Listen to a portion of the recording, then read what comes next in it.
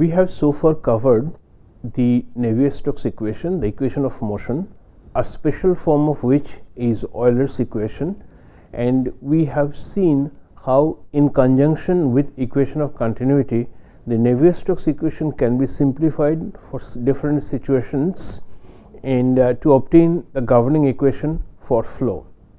Once such a governing equation is obtained, it's then easy to solve it with boundary conditions, with appropriate boundary conditions which that define the physics of the process.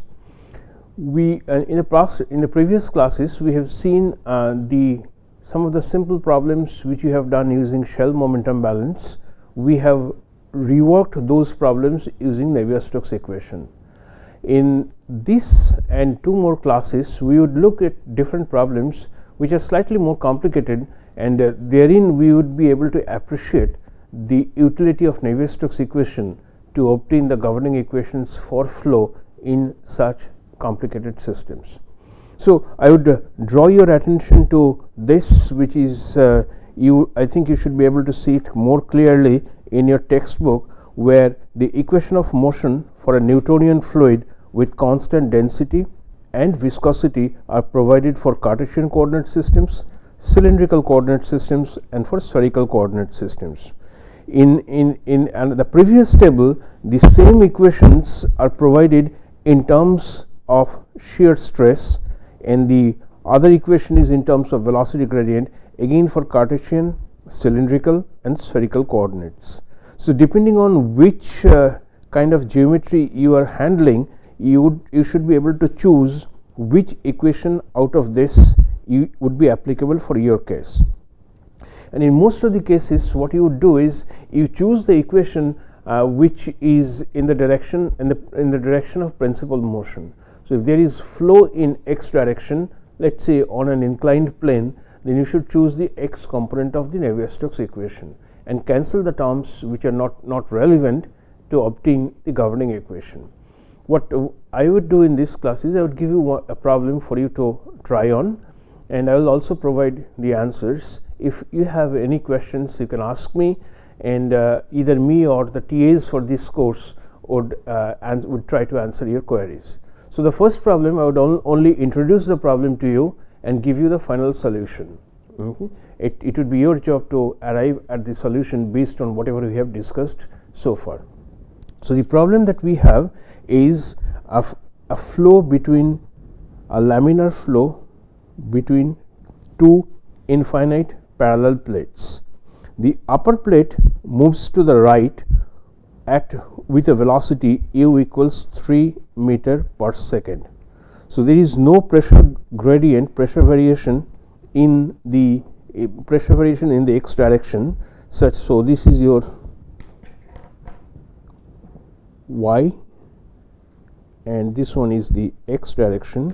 So, there is no pressure gradient in the x direction.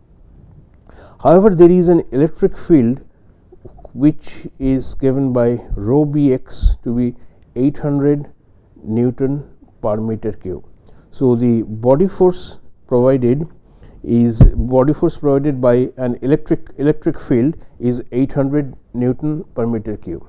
The gap between these two plates, which I call as h, is equal to 0.1 millimeter, and the viscosity of the liquid, mu of liquid, is 0.02 kg meter second. Okay.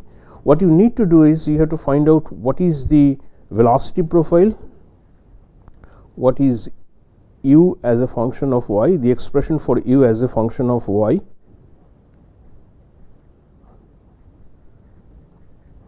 and the coordinate system is given like this, so that y equals 0 is at the lower plate.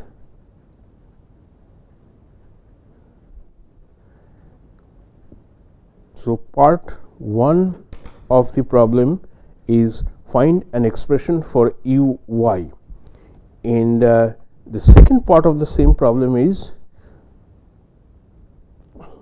compute the volumetric flow rate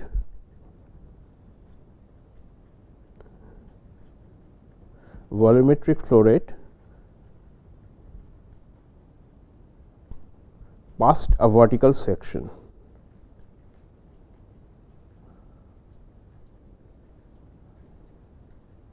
And here you can assume the width of these plates to be 1 meter, to be unity. Okay. So there are two parts to the problem. The first thing is to obtain what is the velocity profile u as a function of y.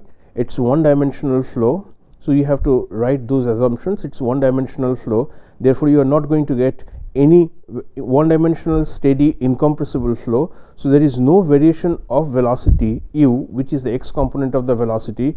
So there is no variation of u with x, but how you can clearly see that u is going to vary with y.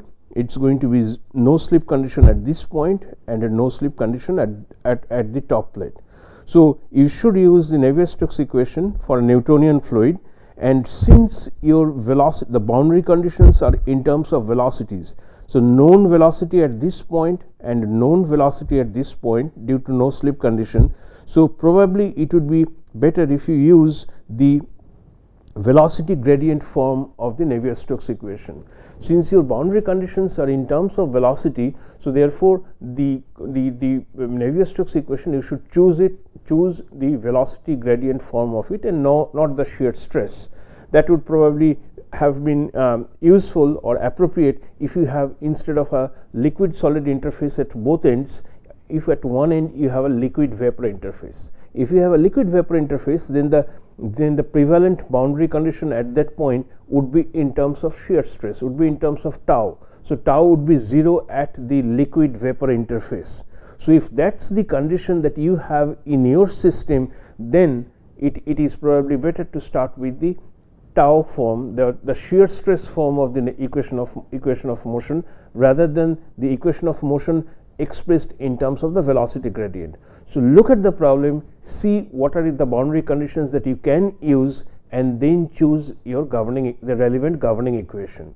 So what we should do here is to choose the governing equation, and since the motion is in the x direction, we must choose the x component of motion for Navier-Stokes equation for a fluid which is Newtonian. And we understand the other parameters which are relevant here is that the velocity, the x component of velocity denoted by u, is a function of y only. It does not vary with x, it does not vary with z, and there is no body force. It's a horizontal system, so there is no body force present in the system.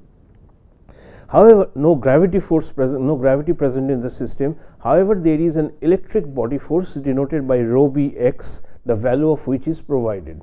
So the additional body force term in this case should be rho bx, and we also note that there is no pressure gradient present in the system. So the dpdx part in the Navier-Stokes equation would be 0.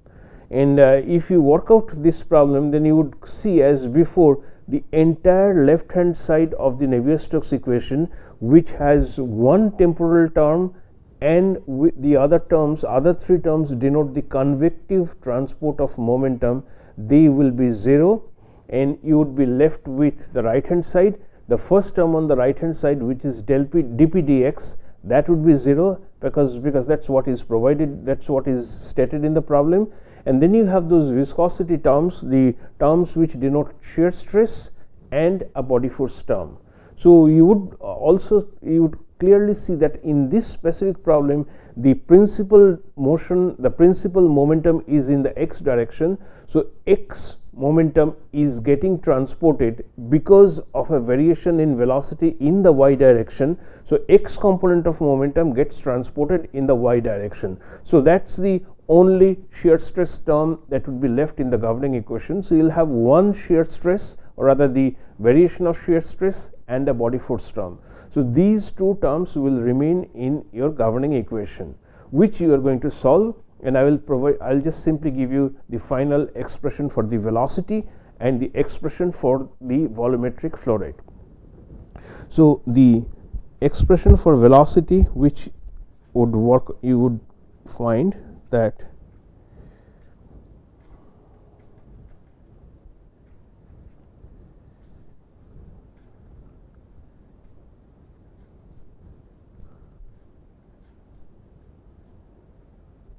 So this would be the expression for velocity, x component of velocity.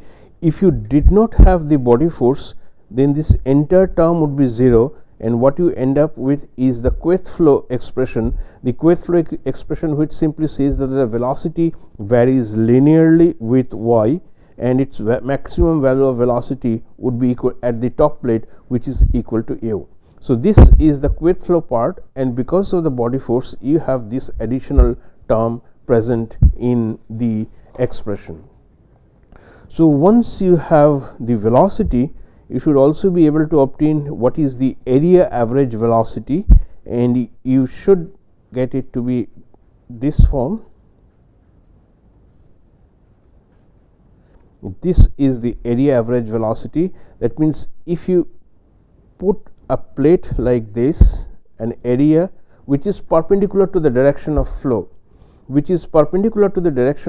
and average the velocity out as whatever we have done before, this is what you are going to get as your average velocity, and the volumetric flow rate would be the average velocity multiplied by area, which in this case is h times 1, since we have assumed that the plates are 1 meter in width. So this together is the area and this is the velocity, and when you plug in the numbers, the value of q would be equal to 1.5 into 10 to the power minus 4 meter cube per second. So this is a quick problem which would give you some idea about what is the how to use Navier-Stokes equation, how to get a form, how to get the velocity, how to get the average velocity, and so on. So this problem is for you to work and to see if you are getting the right expression. Next problem that we are going to deal with is slightly more complicated. Herein we have a piston and a cylinder. So it's a piston cylinder apparatus assembly where there is sufficient pressure which is generated or which is provided on the piston, as a result of which the piston slowly starts to come into the cylinder. The cylinder initially contains a liquid, an oil, a viscous oil which is used as a lubricant. So as this piston starts to come inside the cylinder, the oil which is contained in the cylinder must come out in between the thin gap between the piston and the cylinder.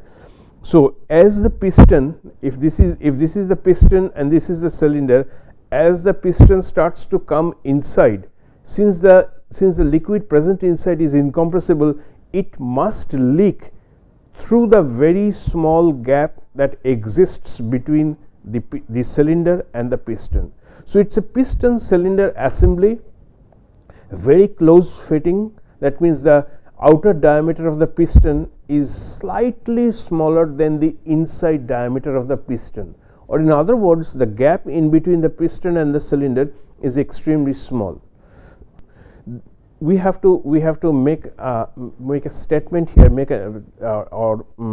we have to make an assumption in this case, which is very common for systems in which the curvature is small compared to the radius of the system. Now if the piston and the cylinder are very close fitting, and if the piston has a large radius, then what would happen is that the flow for a very small section in the piston cylinder assembly, it's as if the flow is going to be in between parallel plates. Or in other words, for cases where the gap between two surfaces are very small as compared to the radius of, as compared to the curvature of the system, which is the case in the piston assembly, then a cylindrical coordinate problem can be transformed into a Cartesian coordinate problem. So when the piston starts to get inside the cylinder, as the gap is small compared to the curvature of the system, I can visualize the system as if it's between two parallel plates. So I open both the piston and the cylinder, they are very close to each other, and the piston going down would simply be this plate, which was the piston going down with a thin gap in between that is filled with the viscous liquid.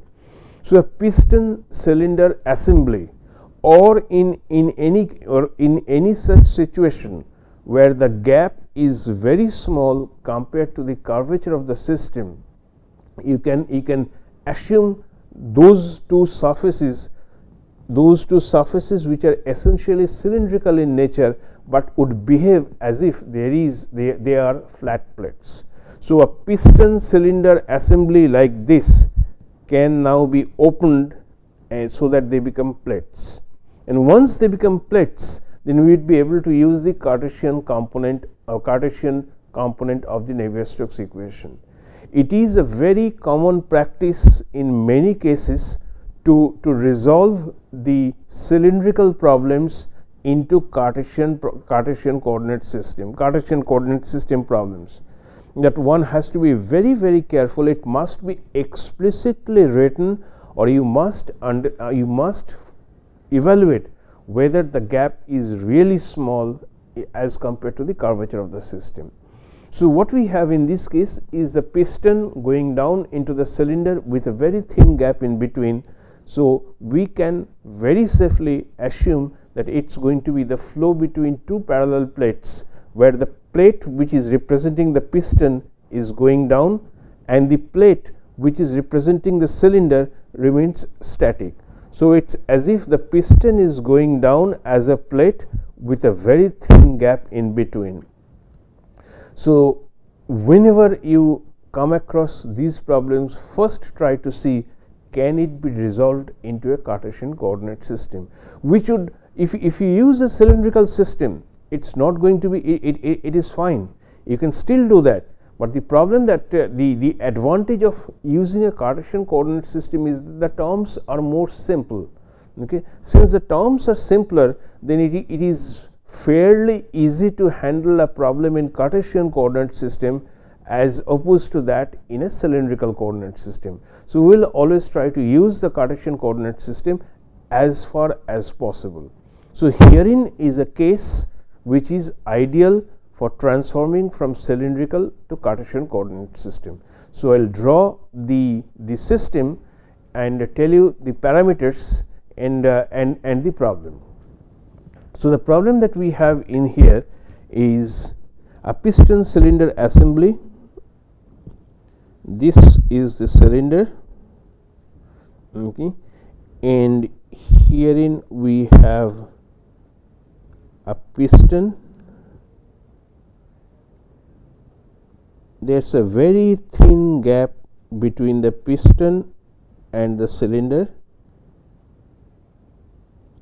Okay. So this, on top of this piston, let's put a mass of m, which is going to create the, and this herein we have the oil.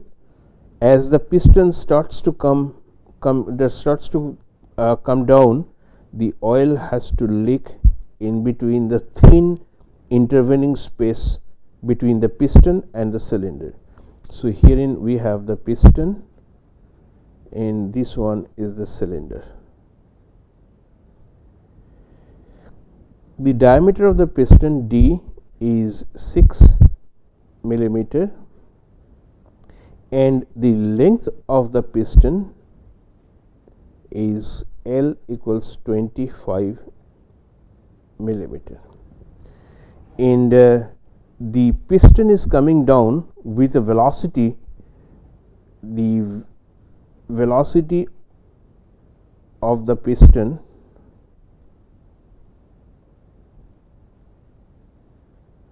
is equal to 1 millimeter per minute. So you can see the piston is coming down at a very slow velocity, and as a result of which the oil is leaking from here. Now the first part of the problem is find the mass m that needs to be placed on the piston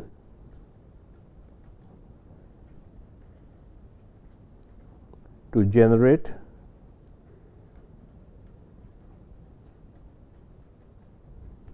a pressure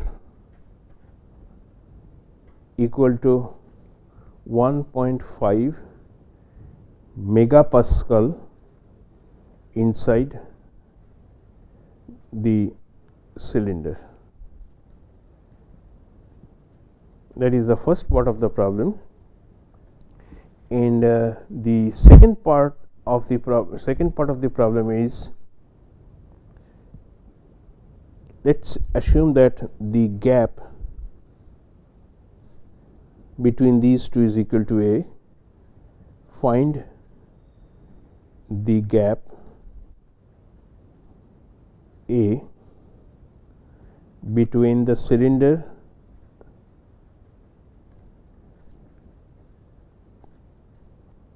and piston such that the downward motion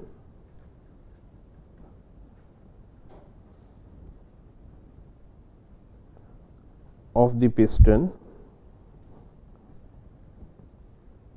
is 1 millimeter per second. So, this is the entire problem. The piston is loaded with a mass that creates a pressure of 1.5 megapascal in here, and the piston is slowly coming down. There is a huge pressure difference between this point and the point outside, which is open to atmosphere. So, you have a huge pressure gradient that is acting from this point, between this point and this point. At the same time, you have the cylinder coming down, but the cylinder velocity is fixed as 1 millimeter per minute. So, you must find out what is the space in between the cylinder and piston that would allow the system to work in the specified form. So, if your A is large, then the oil will come out with a very high velocity, and as a result of which the piston will fall with a higher velocity. On the other hand, if A is very small, then the leakage rate of oil would be such that it would not allow the piston to come down with a velocity of 1 millimeter per second. So, there is only one value of A which would give you the correct oil leakage rate, such that the piston is going to come down with the specified velocity, while the pressure is maintained to be 1.5 megapascal inside the cylinder.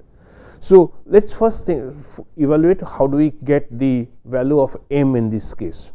The value of M is going to provide a force equal to mg on the platform on which it rests on the piston.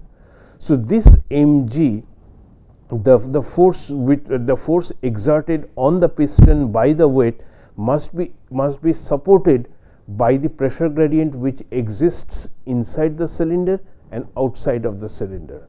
So, whatever be the area of the piston, which has a diameter of 6 millimeter, that area of the piston multiplied by the pressure difference between the cylinder and the atmosphere must balance each other.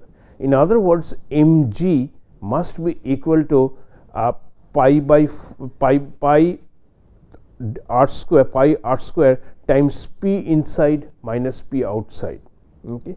So, this formula should be used to obtain what is the value of the unknown mass m that must be placed on the piston to generate a pressure of 1.5 megapascal inside the cylinder. So, if I write it in this form, then it is simply going to be pi d square by 4, where d is the diameter of the piston multiplied by pressure inside minus pressure outside, which is atmospheric pressure, must be equal to mg. So, this equation, the balance equation, where d is 6 millimeter, P is 1.5 into 10 to the power 1.5 into 10 to the power 6 pascals. P atmosphere is known to us, G is known. So, the only unknown is M, and the value of m can be obtained as 4.32 kg. So the first part is done. About the second part, as I said, since the gap is very small in comparison with the curvature, then we are going to think of it as two parallel plates. This is the x direction and here we have the y direction. This wall represents the piston and this one is the cylinder. So in between I have oil present inside. The piston is slowly coming down with the velocity which is provided 1 millimeter per second. The gap in between the cylinder and the piston is A, that is over here, and we simply have to write the balance equation to obtain what is the expression for A. So of course now you are experts of Navier-Stokes equation. You know which component of Navier-Stokes equation to use in this case, and you can clearly see that you have to, since the motion is in the y direction, you have to choose the y component of Navier-Stokes equation. And as before, it's a steady state one dimensional flow problem, and therefore the entire left hand side of Navier-Stokes equation would be equal to 0. Okay, there would be no temporal term and no convective momentum flow term. So what you have on the right hand side is a dp dx. This dp dx must be taken into account because you have a huge pressure gradient in between the two ends of the piston. At one end it's 1.5 into 10 to the power 6 pascals. At the other end you have the atmospheric pressure. So dp dx and dx is essentially the length of the piston, which has also been provided. So the dp dx term cannot be neglected, it must be there in the governing equation. Then you have this the viscous term, which you have the y, velocity y, which is varying with the x direction. So the velocity, the mu times del square Vy by del x square, that term will be present in the Navier-Stokes equation, in the y component of the Navier-Stokes equation. And of course, since it's vertical, you are going to have the effect of gravity as well. So the governing equation for such system is going to be equal, can be written as mu times dv by dx square is equal to dp dx and minus dp dx plus rho g is equal to 0. There is one more thing which you have to keep in mind, is that at times the problem becomes simpler if you would be able to cancel some terms based on their magnitude. So this order of magnitude analysis, whether a specific term is going to be large, very large as compared to the other terms, so we should tell you something about which of the terms in the Navier-Stokes equation, even though it's present, even though it's non-zero, but it's so small in comparison to other terms that it can be neglected. There are certain cases which would be apparent, especially if you look into this problem. So I have two terms, one is the pressure gradient term and the other is the rho g term. So what's the rough approximate value of rho g? Rho is generally of the order of 10 to the power 3 and g is of the order of 10. So the term rho g is going to be of the order of 10 to the power 4. Whereas what is dp dx? We understand that dp dx delta p is of the order of 10 to the power 6, that is the megapascal. So delta p is in the order of megapascal, so it's 10 to the power 6, and dx, which is the length of the piston, is 25 millimeter. So it's 2.5 into 10 to the power minus 3. So roughly this dp dx term is going to be of the order of 10 to the power 6 by 10 to the power minus 3, which would be roughly about, since I have a 2.5 in here, which would be of the order of 10 to the power 8. Whereas this rho g is of the order of 10 to the power 3 for rho and 10 for g. So it's going to be of the order of 10 to the power 4.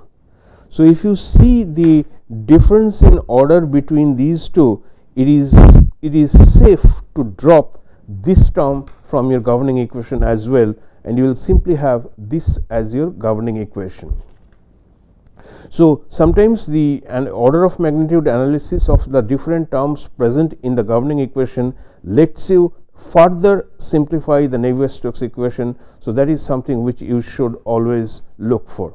So your governing equation now becomes mu times d2 Vy is equal to delta P by L, and therefore your Vy would simply be 1 by 2 mu delta P by L x square plus C1 x plus C2, and the two boundary conditions are at x equal to 0, your velocity is 0, no slip condition, which would give C2 equal to 0, and the boundary condition 2 would be at x equals a, that is on the piston the Vy is going to be equal to V, and this would give you some value of C1. So I will not do everything in this part. You should do you should check on your own that the expression for velocity would turn out to be delta P by L x square minus x a plus Vx, and the average value of the velocity, which is nothing but 1 by a from 0 to a Vy dx, this would turn out to be minus 12 mu delta P by L s square plus Va by 2. So the governing equation boundary condition should give you the velocity, local velocity, and the average velocity. Once you have the average velocity, then you should be able to obtain what is the flow rate, which is a times pi d velocity times the area, and you know that the expression for which you should be able to obtain from here. Okay. So for downward movement, the volume displaced would be this q would be equal to pi d square by 4, which is the area of the piston, the cross sectional area of the piston multiplied by V. This is the area, this is the volume displaced per unit time, and which would come to be equal to 4.71 into 10 to the power minus 10 meter cube per second.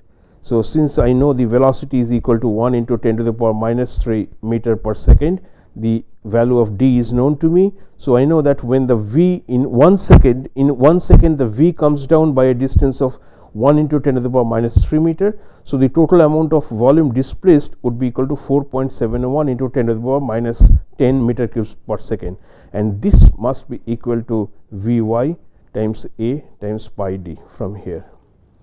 So in this expression everything is known except a, which you should be able to evaluate as 1.28 into 10 to the power minus 5 meter. So that is the answer, that is the separation between the piston and the cylinder that should exist, which allows the piston to come down with a velocity of 1 millimeter per second when the pressure gradient generated, the pressure generated inside the piston cylinder assembly is 1.5 megapascal. So this problem is important because it shows you how and when to convert a cylindrical coordinate system into a Cartesian coordinate system. Whether it is possible to further simplify Navier-Stokes equation by looking at the possible magnitudes of the different terms present in the final form of the equation, and if so, then a seemingly complicated problem can be resolved into a simple problem of flow between parallel plates with a pressure gradient present in the system, which would allow you to find out what is from the average velocity and the volumetric flow rate, what should be the separation between the solid, between the piston and the cylinder, that allows the piston to come down with a certain velocity where the pressure generated inside is known to us. So it's a nice example of the use of Navier-Stokes equation and some common sense to solve a problem which is fairly common in many of the mechanical engineering situations.